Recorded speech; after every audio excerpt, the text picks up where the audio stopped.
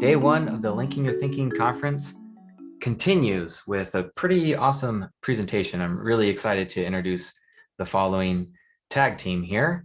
For one, thank you so much for tuning in. I don't think you're going to be disappointed.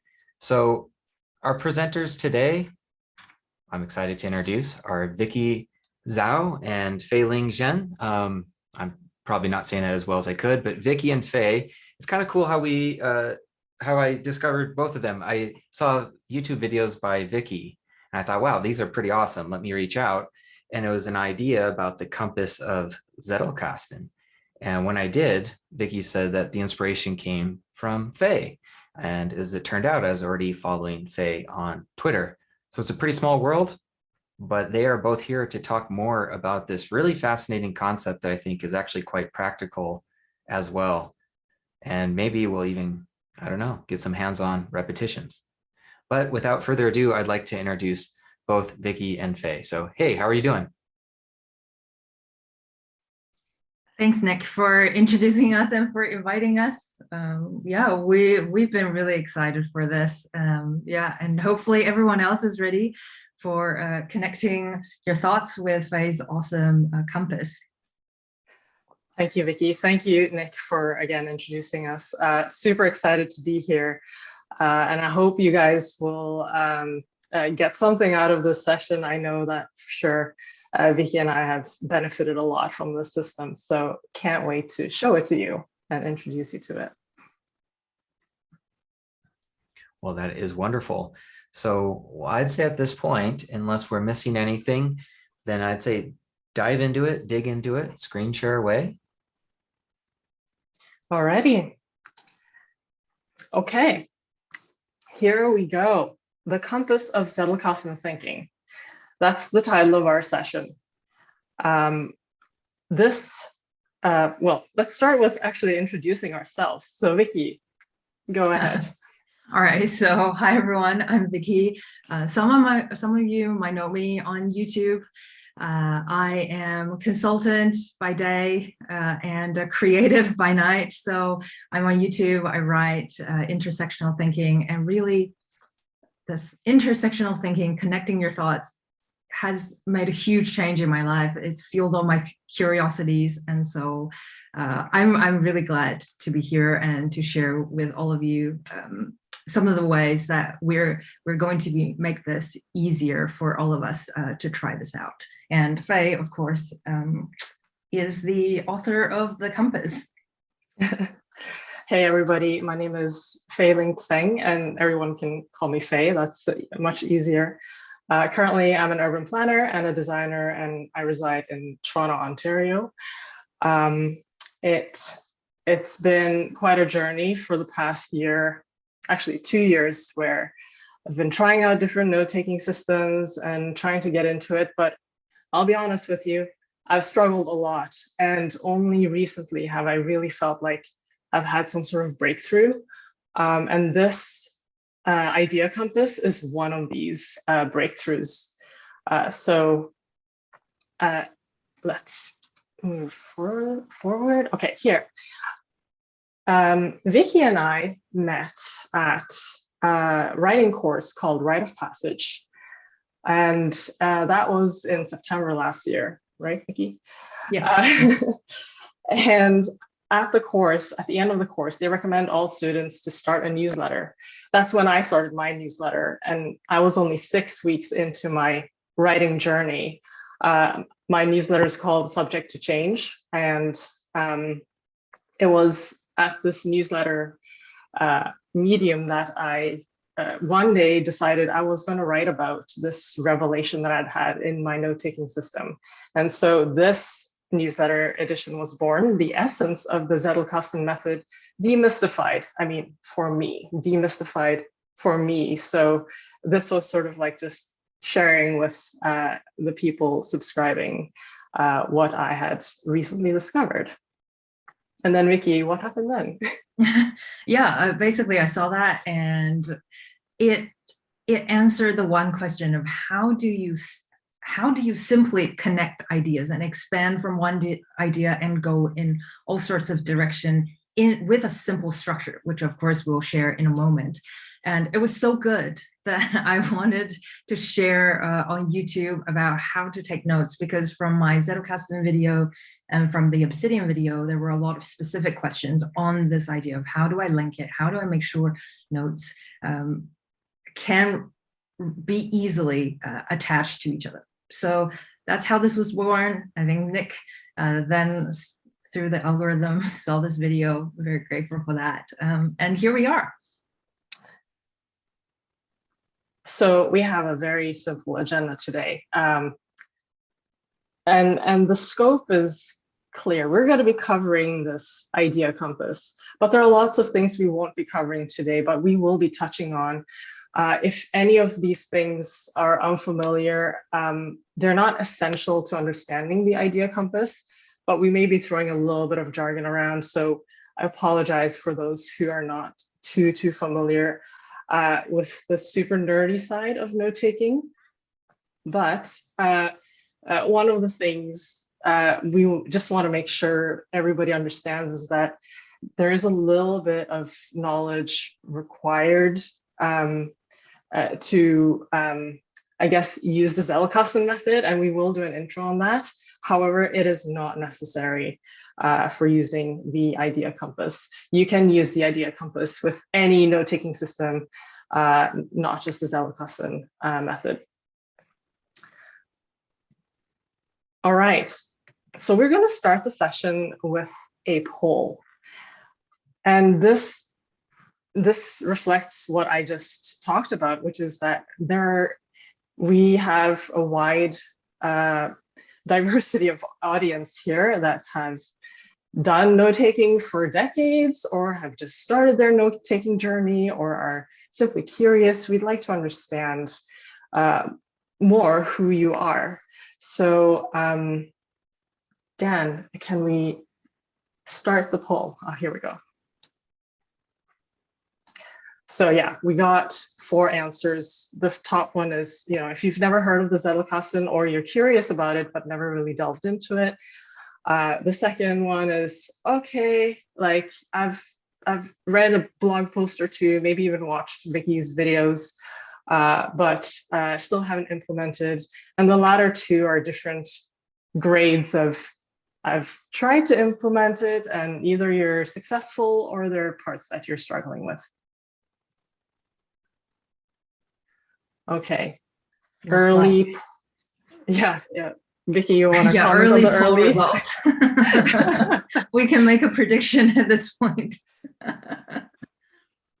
Yeah, it looks like you guys have definitely heard about it, and either haven't implemented or still struggling with some aspects. And it'll be helpful if you drop in the chat if there's specific things that you're struggling with, and we'll see if some of the things we can answer through this session as well. One of the ones for me when I first started was definitely, how do I connect the freaking notes together? Yeah, that's definitely something we will talk about today. And I think it will be such a simple tool that it will make your life so much easier and save you a lot of time. All right. All right. How do I get out of this poll? Okay. Next, let us zoom out a little bit before we start diving into the idea compass. Many of you here in the audience may have heard a term called tools for thought. And I'd like you to write your answer in the chat, what you think that is. What is your definition for tools of thought? And I'd like to see what people come up with. Because tools for thought has been thrown around as a term highly associated with note-taking, but also different techniques and apps and any sort of affordance to leverage our thinking. So let's see here. I love that. Coffee is my tool for thought. Yes, I think you'll have a resounding support for that. Yeah, I love, okay, so we see paper and pencil, you know, simple tools. Some have never heard of it before. Yeah, I love that everyone goes immediately for the more analog or more accessible, you know, tool, app agnostic, software agnostic options. I see that people have also a mix of different tools, like they're using analog and digital, like their Moleskin and their Obsidian. I saw. Nice concepts, principles, framework for thinking. Shower, definitely. Wonderful. Wait. Okay. So not quite unexpectedly, we did a little bit of research for this. And two sources we're pulling from, and you know, we're not claiming to say this is an extensive definition of what a tool for thought is, but they provide an interesting perspective. So Maggie Appleton, whom some of you may know from the personal knowledge management space, or PKM space, she did a presentation recently called Tools for Thought as Cultural Systems, Not Computational Objects. And a book that a lot of people are familiar with called Sapiens has a chapter called Memory Overload. And this chapter talks about essentially very similar to what tools for thought are. And here, this, after reading, and so after attending Maggie's session, after reading this chapter, this is what we've distilled from those two sources. TFTs are a sort of cognitive leverage. They extend our mental ability and our capacity. So we can do more things and we can do more of those things. And similar to this theme, TFTs are like stepping stones. And the really significant TFTs have led to civilizational leaps. So TFTs, according to both Maggie and Yuval, is that they kind of look like this. Our basic cognitive functions are extended by language, by writing, by numbers. And this is, we're talking about here tools for thought as an ancient human activity. Like, we've been doing this for a very, very long time. And I think that's really, really exciting to think about.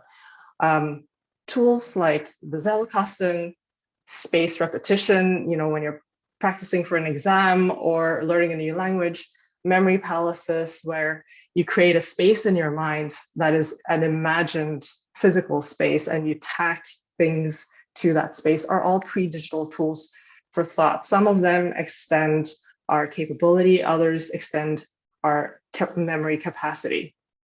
And while computational implementations for these help, such as the computer, has apps that can help us remember more or help us do different things with that information, they're not actually the thing itself, which is interesting to note. And so the computational implementations, also known as the apps, can actually be categorized as a subset of tools for thought, and more precisely as a medium for thought. It is a place where you put your thoughts and that you interact with so that you can play around with your thoughts. It's just the same as pen and paper is a medium. Any app that you're using is a medium. These are environments or vessels for good thinking. And so the Zettelkasten method, which we will talk about a little later, these are pictures of Niklas Luhmann's system. He was sort of like the guy who popularized this system. Is it a medium or a cultural practice? So the cultural practice being the practicing of the tools for thought. Is it just pen and paper, or is it a cultural practice? We will be answering this question as we go through. But the reason why we're making this distinction between the medium and the actual tool for thought is that what we want to do in the session is to understand the behaviors that are related to thinking. We don't want to focus on the features of the app or the type of paper and pen, and those kinds of things are sort of like secondary. In a primary sense, we should be trying to understand better how our brains are interacting with the ideas that we are putting onto and laying out on these mediums. Okay, Vicky. All right. So then let's dive quickly into what Zettelkasten is, since we have some people who are not familiar with it and some people who have not implemented it. And the very brief, simple description is, of course, that it came from Nicholas Luhmann, who was a professor that was so prolific in different fields.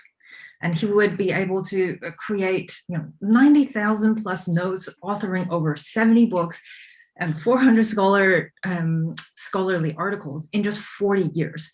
And that's almost two books a year plus all of the articles. And this was all made possible by the images we just saw of his Zettelkasten method. And very simply, Zettelkasten just means Zettel is slip or like an index card, and Kasten is a crate to put the cards in. And he had a system set up so that he would write atomic small notes, each contained in itself, and he would be able to connect them. And within the notes, there are three types only. There's fleeting notes, there's literature notes, and there's permanent notes. We'll get into the definition a little bit later, but I want to set a frame of looking at these as fleeting notes and literature notes are kind of input into your thought system. And then the permanent notes are the output of your thought system. So within his system already there is a process to take some information and turn it into something else. And I noticed that in some of the questions we have in the Q&A, we're wondering how can I create output? So in the system, definitely it's built in. And if we go to the process itself, on the next slide, we'll see that there are four main stages. There's the input stage where you have fleeting notes, which are random notes that you just go about your day and you suddenly have, this could be in the shower, could be on a walk. And these are very important to capture because then they leave us very quickly. Then there are the literature notes, right? This is when you consume anything, books, YouTube videos, whatever it is, and you want to jot down your notes. You want to write down things, the key ideas, even some of the reflections you're having. Then once you have the materials to work with, we go to the second stage, which is digesting the notes themselves, right? So we want to review fleeting notes, literature notes, and start to think. This is where the thinking starts to happen, right? What does this mean? How does it connect to some of my other ideas? And we look at one idea per note, and we then record those thinking and move on to the next stage of organizing, right? Now that we have so many ideas everywhere, clutter then brings a lack of clarity. So we want to file the ideas, find a place for them so that we can find them again, right? That's one of the things, is having your thoughts lost somewhere and you don't know how to retrieve them. So we organize them, and eventually we get to the fourth stage, which is outline or output. How can we reuse these ideas? And you can almost think of them as Lego blocks, right? You've got one idea on each note, and how can you combine them, remove them, restructuring them in a different way so it could inspire whatever it is that you're thinking about next. So that is the basics of Zettelkasten. I've got a video on this. There's so much information out there, so feel free if you're curious to dig deeper into this. Then we really want to focus on the goal here is, like what Fei said, right? A lot of the explainers, including mine, we focus on the motions first, not the mentality. And so you can see the salsa graphic surely, it doesn't matter what it is, we have the steps outlined, but just because we have the steps doesn't mean we know how to do it, right? We could follow that and our dance would look nothing like salsa to anyone who's watching. And so really we want to think about the mentality, which is focused on how can you leverage your ideas so that you can connect them. And to focus, to not focus on the mental part meant that we have a lot of insecurities, right? Am I doing this right? How do I start with no notes? Like, should these be connected? How should they be connected? And we want to relieve you of all of these questions and get you started. So with that in mind, then when we look at the process that Luhmann came about, we want to think about what was he thinking, right? So the process itself is a distillation of everything that he's thought about, all of the mental work that he's doing in here. And these are kind of the physical manifestations. So these are the end states of his process, not the beginning. So today we want to talk about the beginning, like how was he thinking about it? How do we connect the notes so that we can have this process? And so with that, let's talk about associative thought. Yeah, so one of the key aspects of implementing the Zettelkasten method, which is a rigorous note-taking method that requires a lot of thinking, Nicholas used a lot of associative thought. It's one of the key mental aspects of the method, and other rigorous note-taking methods, like any researcher, any PhD student will tell you how note-taking was a significant part of their process. And this trait of associative thought, it's like, when you're going on about your day, you see something or you smell something and it just takes you back to like a distant memory, like those like really strong links. Now that is a very natural reaction, but when we're looking at ideas, how can we practice and improve this characteristic of associative thinking when we want to apply it to an idea? That is what we're going to practice today. So here we go. This is the idea compass. It's a systematic way to survey the context of an idea. And you may notice there are some very strong geographic terminologies being used here. I've found it very useful to use analogies for note-taking and how to approach note-taking, because note-taking is a rather abstract activity. But when someone says, okay, I'm gonna put you in the middle of a landscape that you don't know, but you understand the point you're standing at, and you're trying to understand the lay of the land, what do? Well, you look around, right? You may even use a compass to orient yourself so you know which direction you're looking at. That's basically the idea of the idea compass. And there are several inspirations for this. Also, this is a little woo maybe, but tarot readings, like who here has done tarot readings? Go into the chat. Or if you have gone to Wikipedia and you've looked up your neighborhood, or you've done research for a vacation, which I hope much more of us are able to do as the world opens up. You may have seen this little box of like very boxy navigation from one neighborhood to another in Wikipedia. It's really interesting how they distilled what is usually like a very in-flux geographical situation, and they've put it in a 3x3 grid. So you can like go up, you can go sideways. Like that is really interesting, like a minimal navigational system, kind of like if you're playing Mario on the Game Boy or something like that. So the compass goes from northwest, south, and east. And these are like the major themes that starts with north. So north, the North Star, like the guiding principle. What is upstream of this idea? And the questions that you see listed beneath here are the ones that I created for myself, but really you can create questions that help prompt you better.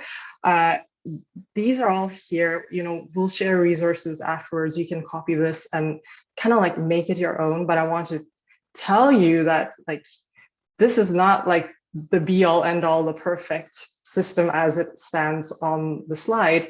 They're meant to be toyed around with, tinkered, and personalized. Okay, so north is whatever is upstream. West is what reinforces this idea, what is similar to this idea.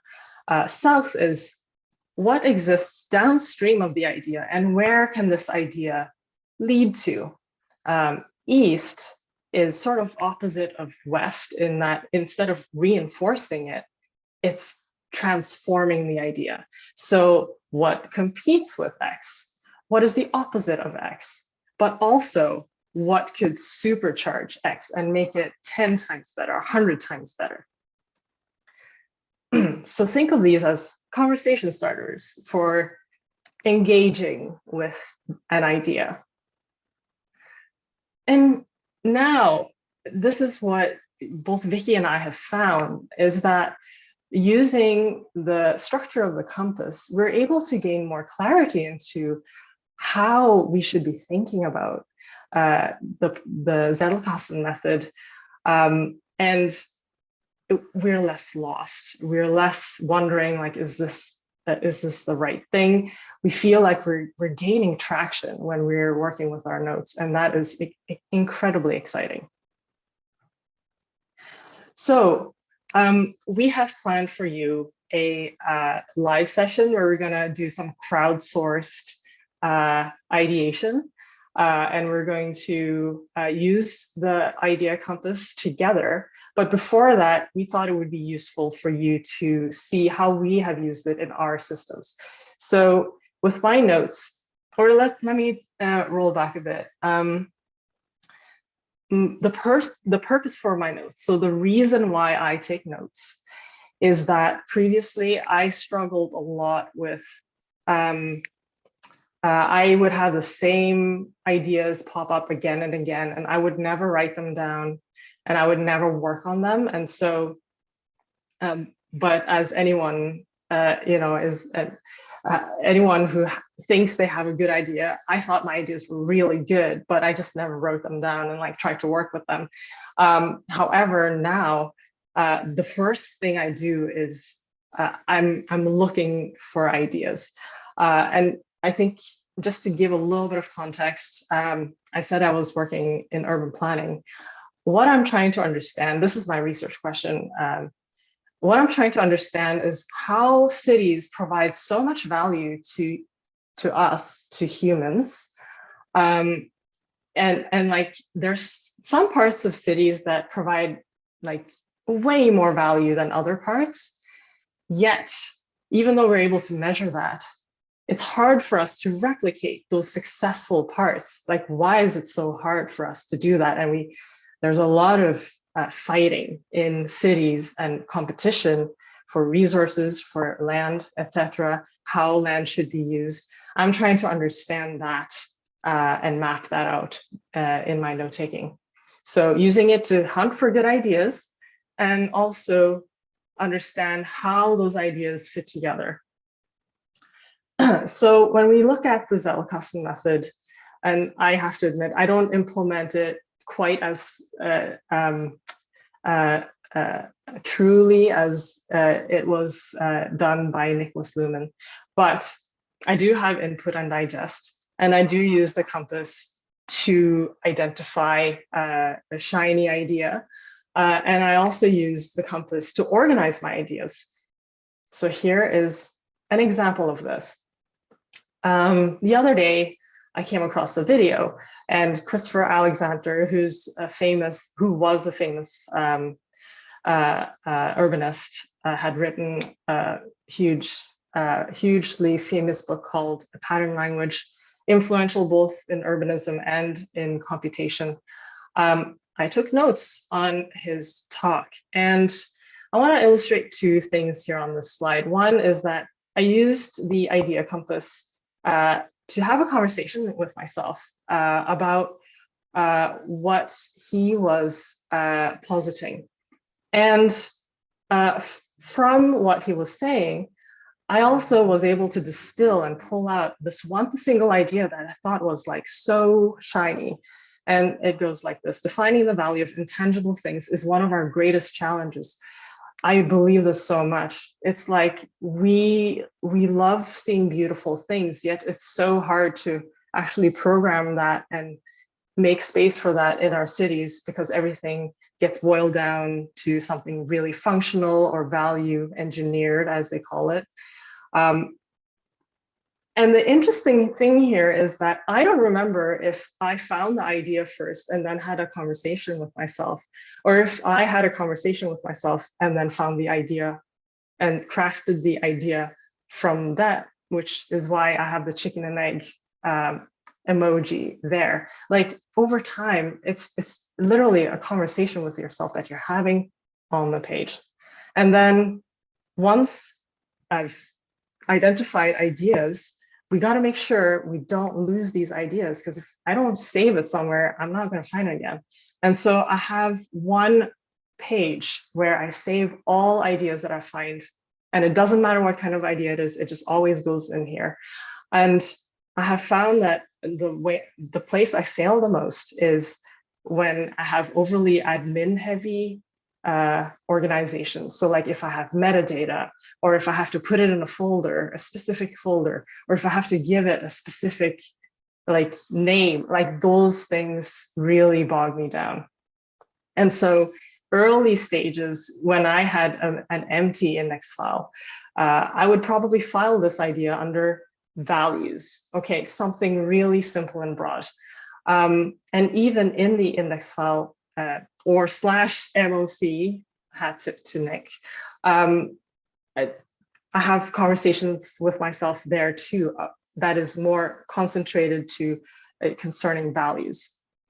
So there you have it. This is how I have implemented the idea compass. And next up is Vicky.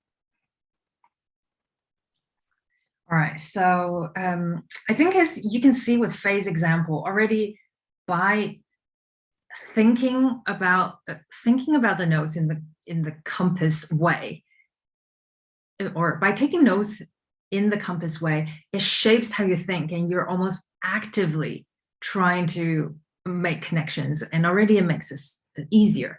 And why I say that is because for me, my pain point, while I definitely share some of the ones that Fei already mentioned, for me, it's to start answering big questions, but being able to share and articulate the answers in progress. Because for me, it just feels like it's so overwhelming to answer big life questions that I need to start making sense in small ways.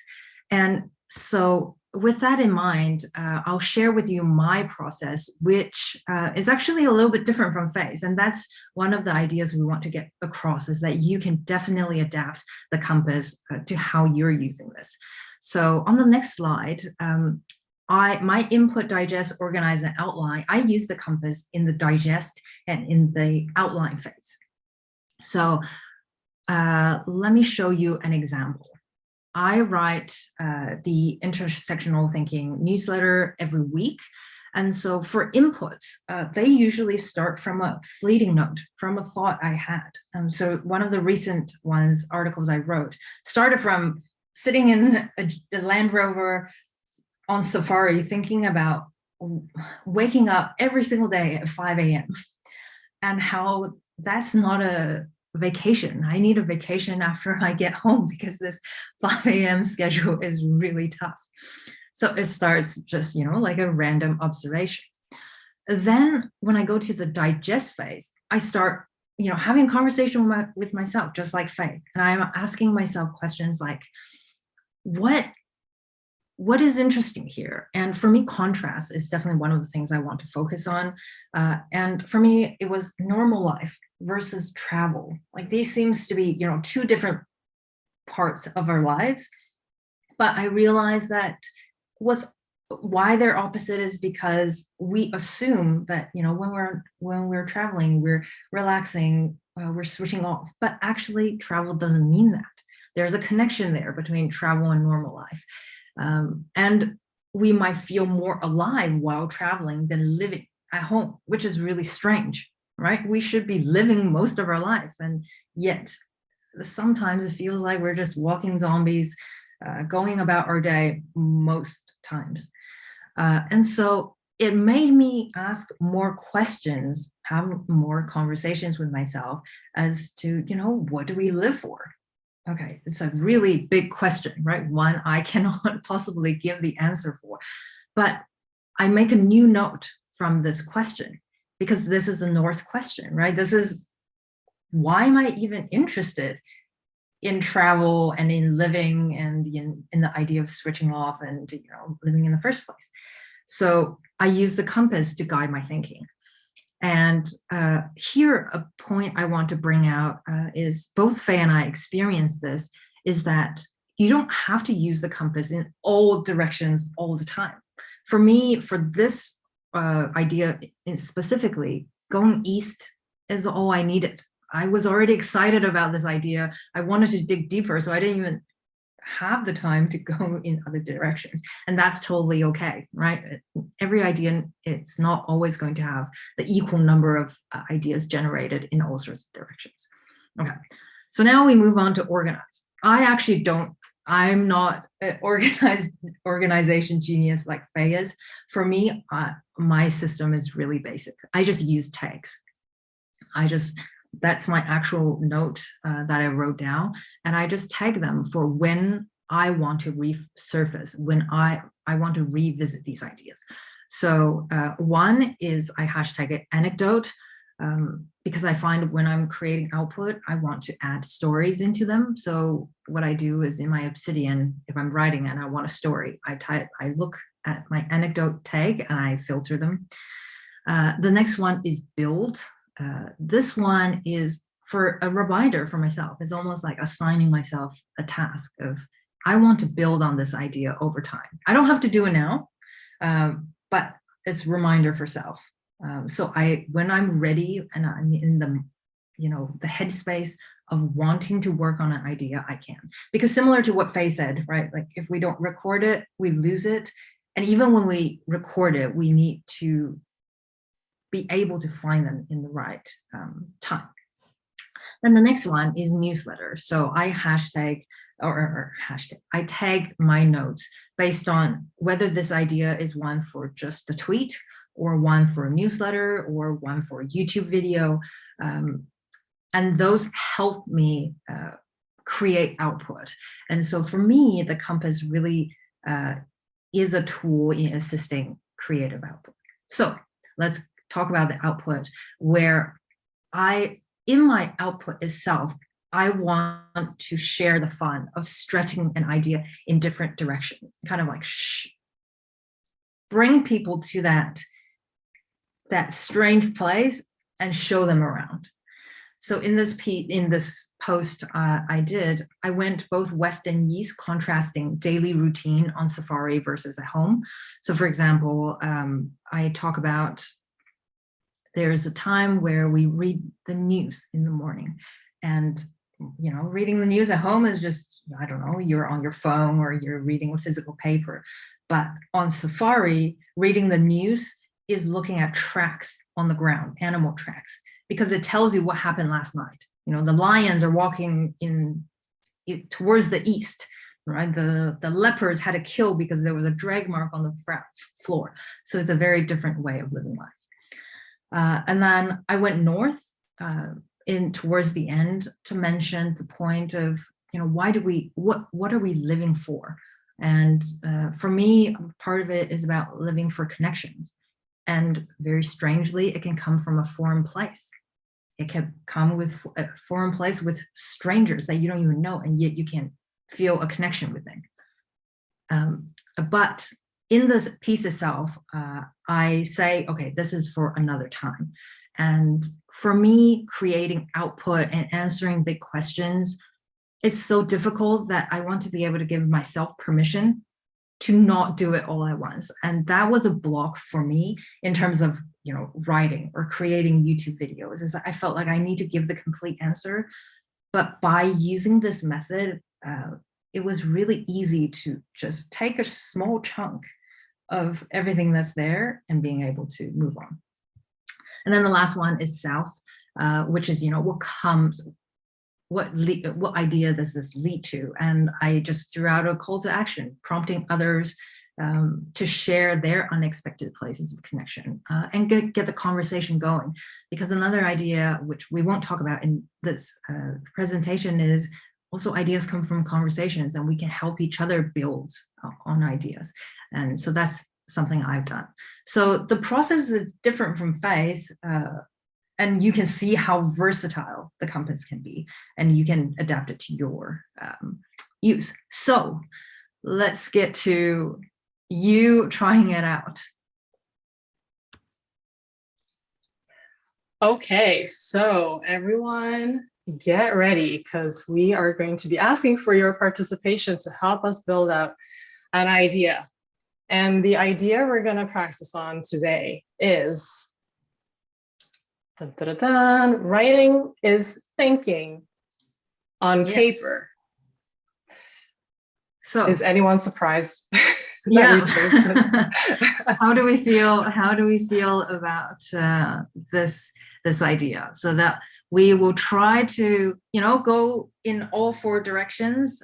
Fei will be jotting down all the ideas you have, and we'll see where this takes us. What kind of connections can we make? Because one of the other points we want to get across is you already have a lot of ideas in your head or in your Obsidian or whatever tool you're using. And let's try to make some connections. So how about which direction do we want to go first? Let's go west first. So what is similar to this idea? Writing is thinking on paper. I think we already got some suggestions here. Thinking at the keyboard. So it's sort of like using the digital medium over the paper medium. And I'm going to be oops. No, that's not what I want to do. Nope. Drawing, I like that one too. Work?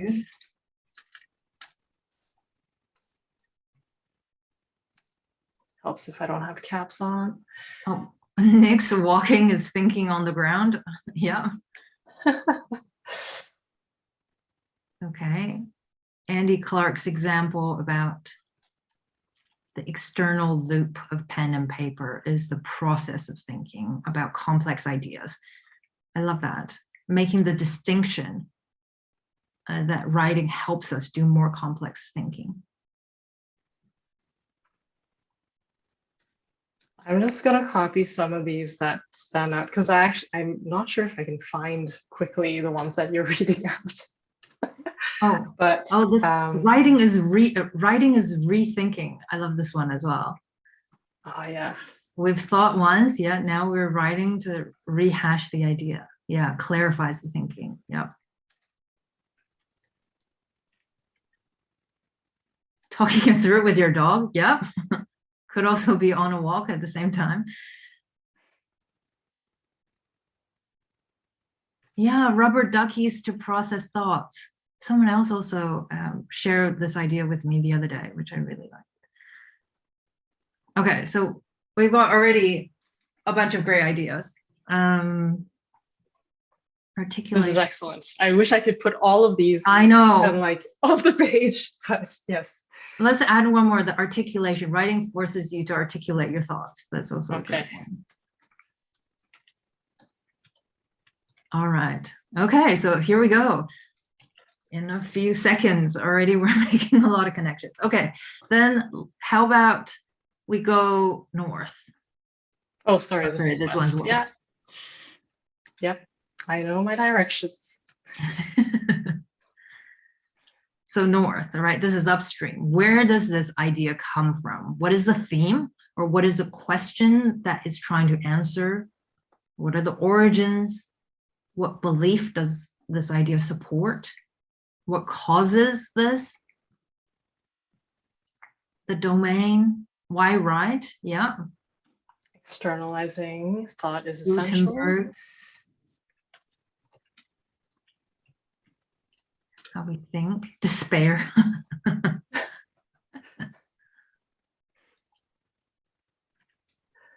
Read them out. I'll try to type them. Journaling. Okay. Analog versus digital. Interesting one.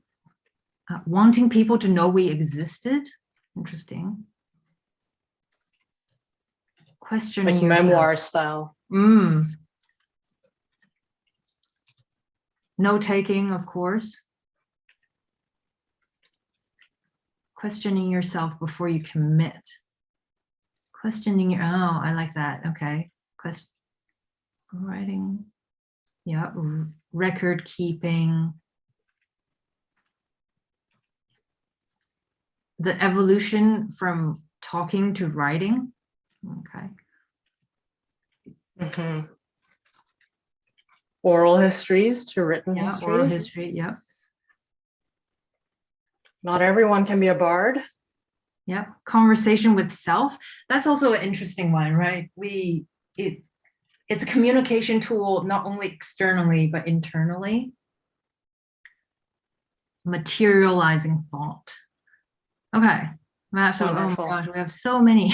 Okay. This is great.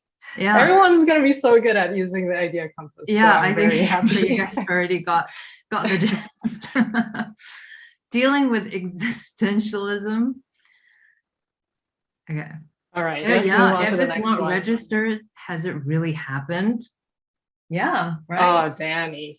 Damn, we're getting really deep. So everyone. deep. Okay. All right. Now then, why don't we go east? Let's challenge this view a little bit, right? What competes with this idea, or what's opposite of writing is thinking? Well, I don't know if that's a good, what's missing? And I think some of them we can actually move from west of, adding visuals, for example, is, complementing writing as thinking. Walking is also a complement. What's the disadvantage? Feedback, yeah.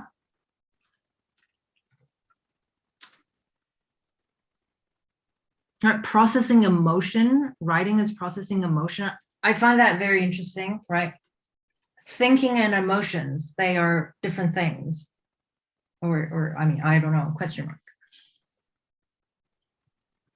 Lack of structure. Yeah, that's definitely true. I wrote down excludes opinions of other people. I saw it scroll. Here's one from Dao De Jing. Talking is a finger pointing at the moon. Okay. You'll have to expand on that, Tony. Communication fog. Yes, that's true. I experience that all the time. Assumption versus reality. I saw one, writing without thinking. That's fascinating. Yeah, that's fascinating. So that's more like, journaling or brain dump. I'm getting so excited.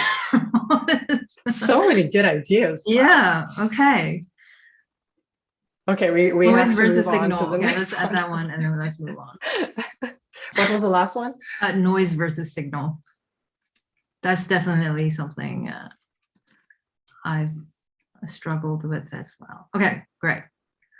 Now let's go downstream, south, right? So having all of this in mind, where does this lead to, right? What does writing as thinking contribute to? What does this nurture? Maybe it's liberal arts, right? That there is a stronger case for writing. Let's see. Communication toolbox.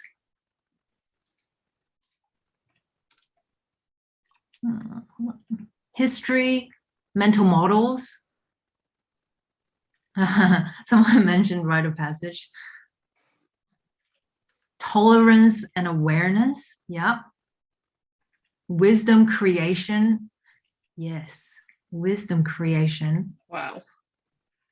Writing to persuade. Yeah, okay. This leads to culture, absolutely. Yeah. Learn in public. Self-awareness, yes. Change, yeah, this leads to change, knowing thyself, yeah, rethinking. Time travel, yeah, it helps you time travel. Damn. Yeah, this is unexpected. Yeah, it can contribute to Amazing. social justice movements. Yeah. Better opinion of yourself. You're not as stupid and dumb as you make out. True. I mean, sometimes I look at my writing, I'm like, okay, this looks good. It doesn't seem to map to what was going on in the head. Empathy. Okay, I think this has definitely demonstrated that the idea compass, people can use this. You can use this. You've demonstrated competency. And Yeah. I've seen so many wonderful ideas here, ideas that I wouldn't even have thought about myself ever. And this is why doing this, crowdsourcing this is really interesting, because you're getting a much fuller view of the idea than doing this on your own. So not to say that you shouldn't do it on your own. It is still useful.